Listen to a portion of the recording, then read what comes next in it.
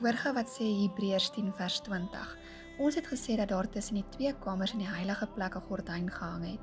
Jesus se liggaam kan met die gordyn vergelyk word. Die gordyn van Jesus se liggaam is geskeur om so 'n nuwe pad na die lewe saam met God oop te maak. Ek dink baie keer vergeet ons van die gordyn in die tabernakel wat lig geskeur is vir ons. Ons staan nog aan die een kant van die gordyn en wag dat ons die gordyn oopgemaak kan word, dat ons kan ingaan by Jesus en nagmaal saam met hom hou. Ons bly vas staan en sê maar hier is die gordyn voor ons kan nie sien aan die ander kant nie. Maar Hebreërs 10 vers 20 sê klaar, die gordyn is reeds geskeur. Jesus se liggaam is reeds vir jou aan die kruis geskeur. En daarom moet jy ingaan en gaan nagmaal hou saam met hom.